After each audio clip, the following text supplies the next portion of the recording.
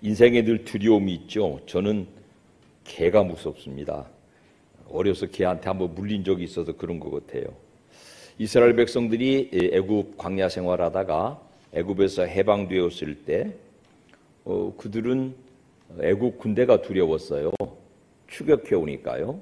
그리고 또 하나 두려움은 그들 앞에 갑자기 홍해가 나타났어요. 칼에 죽든지 물에 빠져 죽을 두려움 혹은 위험한 상황을 맞닥뜨렸습니다. 여러분 명심하세요. 이스라엘 백성들 중에서 한 사람도 그 칼에 죽은 사람 없어요. 이스라엘 백성 중에서 그 한 사람도 그들이 염려하던 물에 빠져 죽은 사람은 없어요.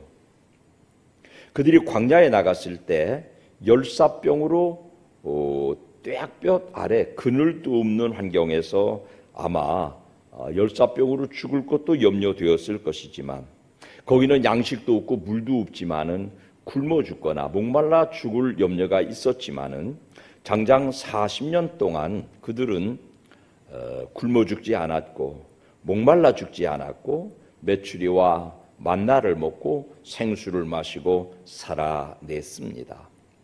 거기다가 신명기 8장 4절은 이렇게 가르쳐 주어요. 시작. 이 40년 동안에 내 의복이 헤어지지 아니하였고 내 발이 부르트지 아니하였느니라. 다시 마련할 수도 없는 의복도 다시 어디 가서 살 수도 없는 신발도 해지지 않도록 그들의 모든 염려의 요인들을 차단해 주셨습니다. 모든 사람에게 그런 건 아니고요. 나중에 바울이 그 상황을 돌아보면서 고린도전서에서 이렇게 쓰고 있습니다. 시작. 그들 가운데 어떤 사람들이 원망하다가 멸망시키는 자에게 멸망하였나니 너희는 그들과 같이 원망하지 말아라. 원망으로 광야를 살던 사람들이 멸망하는 자에게 멸망당했대요. 그들이 원래 가지고 있던 염려하고 근심하는 거, 물에 빠져 죽을까, 칼에 맞아 죽을까, 굶어 죽을까, 목말라 죽을까, 뙤약볕에 일사병으로 죽을까, 그런 모든 염려는 하나님이 다 막아주셨어요. 한 가지 그들의 멸망의 원인이라면은 원망이었답니다. 현재 우리가 당면하고 있는 여러 가지 상황도 그와 다르지 않지요. 염려하는 상황들은 많이 있지만, 걱정하고 두려워하는 일들이 많이 있지만, 결단코 그런 여러분이 지금 가지고 있는 문제, 경제적인 문제, 건강의 문제, 사랑과의 문제, 갈등의 문제, 부부간의 문제, 내 염려의 책상 위에 올라와 있는 문제들로는 여러분이 결단코 망하게 되지 않을 줄로 믿으시기를 축원합니다. 실패의 염려가 있다면 원망하는 것입니다. 사람들이 가지고 있는 꿈은 모두 상향이죠. 위에가 있죠. 오르막에가 있죠. 천국도 오르막에가 있고 성공도 출세도 올라가는 것이고 돈을 많이 벌어 부자가 되는 것도 올라가는 것이고요. 우리의 영적인 소망도 위에가 있습니다. 그런데 그와 반대로 우리의 습관들은 내리막으로 내려 누르고 살고 있지 않습니까? 원망과 염려의 내리막을 오르막으로 되돌리는 우리의 소망의 궁극적 초소를 지향하도록 방향을 전환하는 것을 강력하게 지지하는 것이 하나 있는데 그게 뭐냐면은 여러분 입술에 좀 새겨두시면 좋겠어요. 하나님의 뜻입니다. 하나님의 뜻을 바르게 분별하면 우리의 습관, 몸에 오래 밴 관습, 내리막길로 걸어가고자 하는 인간의 본성을 돌이켜서 우리의 꿈, 우리의 마지막 소망의 방향인 위로 지향할 수 있다는 것입니다. 원망하는 것은, 불평하는 것은 그냥 우리의 감정대로 내리막길 걸어가는 것이에요. 근데 오늘 하나님의 뜻으로 우리에게 제시하고 있는 것은 기뻐하고 기도하고 감사하는 것이래요. 이게 상향 지향성을 가지고 있습니다. 오르막이라는 거죠. 그것이 하나님의 뜻이다. 바울이 오늘 그렇게 밝혀주고 있어요. 두 주째 이 교회, 데살로니가 교회를 설명하고 있는데요. 바울이 새 안식일 동안 복음 전에서 세우고 달아나야 할 만큼 핍박이 몰아쳤어요. 그러니까 남아있는 성도들은 뭐예요? 저도 이 옛날에 상강교회로 부임했더니 제가 같이 개척하던 그 희망찬 교회의 젊은이들이 나보고 배신자 목사님 그랬어요. 자기들하고 막 죽을 때까지 살 줄 알았더니 도망갔다고 그러더라고. 나보고 배신자 목사님이라고. 서로 좋아했어요. 참 성도님들이 목사를 좋아하더만요. 그랬는데 도망가니까 얼마나 마음으로 상처되겠어요. 바울도 복음을 전해주고 그들에게 환난과 핍박을 맞이하는 신앙을 전해주고는 달아났어요. 그러니까 바울을 향하여서 원망과 불평이 쏟아질 만한 상황, 교회를 이루어가는 과정에서 만나는 여러 가지 슬픔과 고통과 핍박과 고난이 그들의 입에서 자연스럽게 원망과 불평과 염려와 근심으로 내리막길 걸어가야 될 상황이래요. 그런데 복음을 전해주고 핍박을 피해 달아난 바울도요, 그 교회에 염려도 했어요. 그래서 디모데를 보내가지고 그 교회의 소식을 들어보았습니다. 데살로니가전서 3장 4절과 6절 좀 길게 같이 읽어보아요. 시작. 우리가 너희와 함께 있을 때에 장차 받을 환난을 너희에게 미리 말하였는데 과연 그렇게 된 것을 너희가 아느니라. 이러므로 나도 참다 못하여 너희 믿음을 알기 위하여 글을 보내었노니 이는 혹 시험하는 자가 너희를 시험하여 우리 수고를 헛되게 할까 함이니 지금은 디모데가 너희에게로부터 와서 너희 믿음과 사랑의 기쁜 소식을 우리에게 전하고 또 너희가 항상 우리를 잘 생각하여 우리가 너희를 간절히 보고자 함과 같이 너희도 우리를 간절히 보고자 한다 하니 그 환난 가운데 시험하는 자의 시험을 잘 이겨내고 믿음과 사랑의 기쁜 소식을 전해주고 복음의 접점에서 발생할 수 있는 수많은 고난과 핍박, 그로 인한 원망과 불평, 특별히 바울을 향한 원망이 터져 나올 만한 상황인데 반대로 이 사람들이 진심으로 기뻐하고 바울을 보고 싶어 한다는 소식을 디모데가 가져왔어요. 원망 없는 데살로니가의 DNA가 건강한 교회였습니다. 우리 교회의 DNA가 뭔지는 잘 모르겠어요. 자주 쓰는 용어이긴 하지만 우리 교회의 구성 요소가, 우리 교회의 어쩌면 기초가, 우리 교회의 근본이, 우리 교회의 기본이 건강한 교회 되기를 주님 이름으로 축복합니다. 감사하는 말을 하는 교회, 기뻐하는 말을 하는 교회, 기도하는 교회, 이게 건강한 교회의 DNA예요. 교회마다 좀 특성이 있더만요. 그저 입을 열면 원망하고 불평하는 분위기에 있는 교회가 있고 그저 예배당에 들어서면 찬양하고 감사하고 인사하고 화사하게 서로 웃고 그러는 교회가 있더만요. 복된 교회가 감사를 고백하는 생동감 있는 교회가 되시기를 주님 이름으로 축원합니다. 하나님이 광야에서 이스라엘을 벌하신 이유를 다시 들여다보아요. 민수기서 14장 27절에서 29절을 읽지요. 시작. 나를 원망하는 이 악한 회중에게 내가 어느 때까지 참으랴. 이스라엘 자손이 나를 향하여 원망하는 바 그 원망하는 말을 내가 들었노라. 그들에게 이르기를 여호와의 말씀에 내 삶을 두고 맹세하노라. 너희 말이 내 귀에 들린 대로 내가 너희에게 행하리니 너희 시체가 이 광야에 엎드러질 것이라. 미리 경고하시고 불평 없도록 필요를 채워주시고 홍해도 열어주시고 만나도 메추라기도 내려주시고 생수도 만들어주셨는데 끝까지 원망의 말을 버리지 못하는 사람들이 망하고 말았어요. 홍해에서 망한 거 아니에요. 광야에서 망한 게 아니에요. 애굽의 칼에 망한 게 아니에요. 원망으로 망했어요. 이 시대에도 여상 우리가 잘 기억할 일이에요. 우리 주변에 불어닥치는 여러 가지 형편과 처지와 사정과 가난과 질병과 염려와 고통과 세상의 법적인 문제와 사람들과의 악의 다툼과 이런 걸로 망하는 거 아니에요. 원망으로 망한다는 거예요.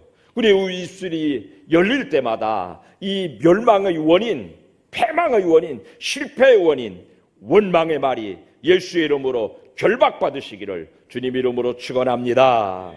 바울은요 그 이유를 다시 정확하게 설명해 주어요. 아까 읽은 고린도전서 10장 10절 다시 읽어요. 시작. 그들 가운데 어떤 사람들이 원망하다가 멸망시키는 자에게 멸망하였나니 너희는 그들과 같이 원망하지 말라. 원망할 게 태산 같은 데살로니가 교회잖아요. 세상에 복음 전하고 도망가는 목사가 어디 있어요 글쎄.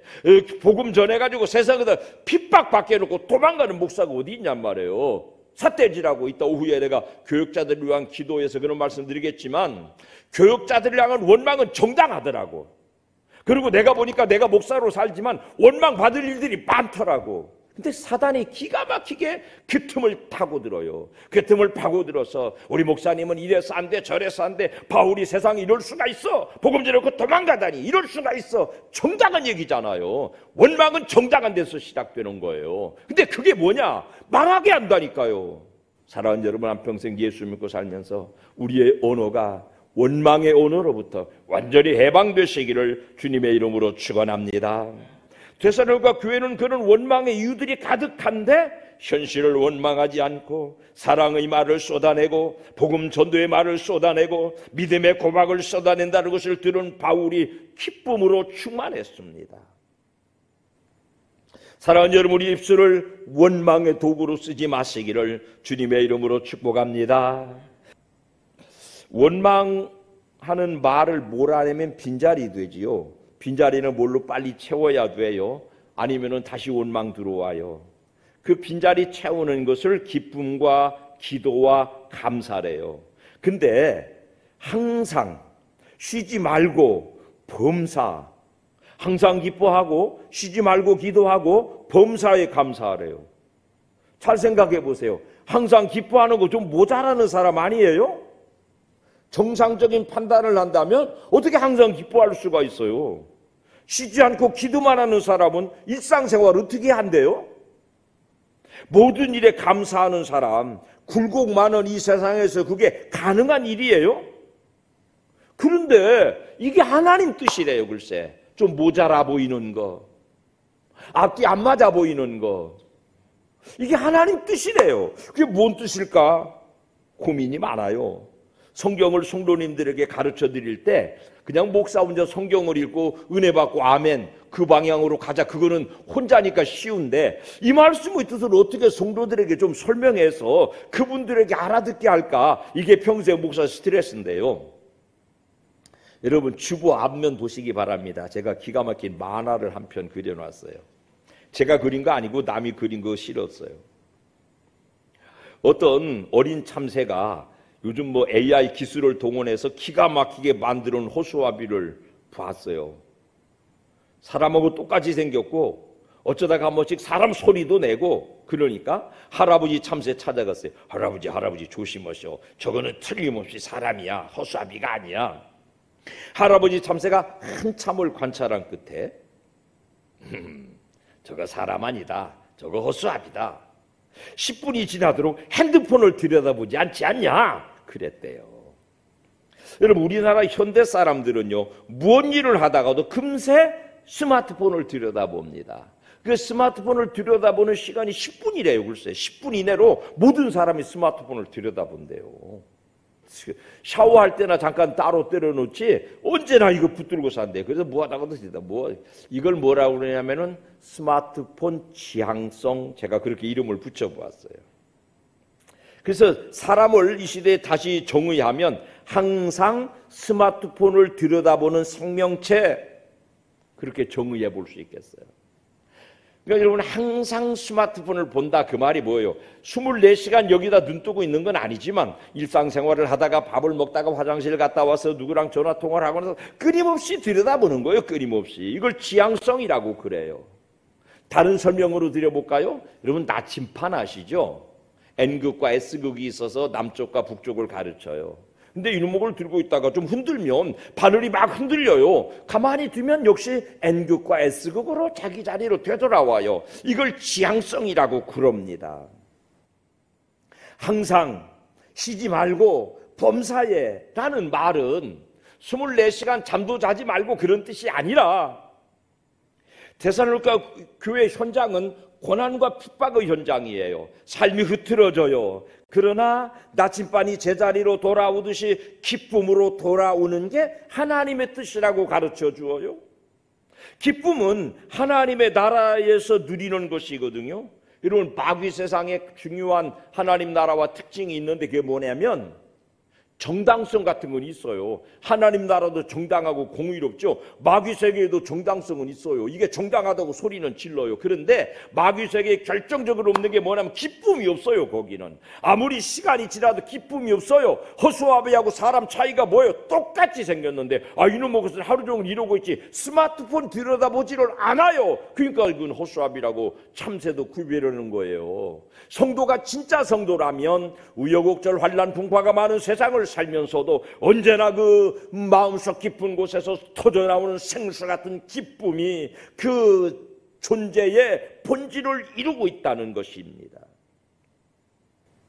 흐트러짐을 살다가 짜증도 내고 불평의 파도가 높아지기도 하고 실패도 하고 비성장적인 어떤 일을 겪기도 하지만 난 운전을 30년 했나 몇 년 했나 제법 오래 했는데 교통사고가 거의 어디 가서 차 옆반대기 한번 긁은 적도 없는데 그제 한번 긁었어요.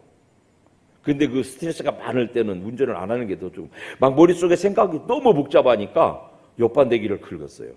사람이 다치거나 그런 건 아닌데 이 후진하다가 어디다가 좀 긁었어요. 그런 것이 막 위장이 막 뒤쑤실 만큼 속이 상하네. 그 조금만 백밀러 한 번도 보지 왜 안 보고 그냥 이 머리가 무거워가지고 그냥 갔을까 막 그 스트레스. 여러분 그런 일 있잖아요. 살다가 그때 이렇게 이러고 있잖아요. 그게 환난 풍파 우여곡절이에요. 그 중에 예배 오신 분들도 계실 거예요. 그때 조금만 이렇게 했으면은 왜 이쪽 백밀러만 봐? 이쪽도 좀 봐야지. 0.5초 사이잖아요. 그 작은 실수로 며칠 지금 차가 창고에 들어가 있다고, 공장에 들어가 있다고, 속상하다고. 그러나 그것이 인생이지만 비정상적이고 원망과 불평과 흐트러진 삶을 살다가도 짜증을 내고 불평을 하다가도 어느새에 나침반이 제자리로 돌아온 것처럼 기쁨의 자리로 돌아와 있다면 항상 기뻐하는 삶을 살고 있는 분들입니다. 하루 종일 해볼쭉하고 살라는 게 아니에요. 인생을 살다가 우여곡절이 있지만 환난 풍파가 있지만 짜증나고 원망할 때가 있지만 그것은 지나가는 바람이고 고요한 영적의 상태로 돌아오면 나침반이 제자리를 보듯이 사람이 정신나면 스마트폰을 들여다보듯이 기쁨 지향적 삶을 살라고 명령하고 있고 그것이 하나님의 뜻이라고 가르쳐주고 있습니다. 두 번째, 쉬지 않는 기도. 여러분 미리 가르쳐 드릴 거 하나 있는데요. 하나님이 여러분의 기도 요청하실 때는요. 미리 응답을 준비하고 계신 줄로 꼭 믿으시기를 축복합니다. 24시간 기도하는 건 쉬운 일이 아니에요. 정상적인 성도의 삶도 아니에요.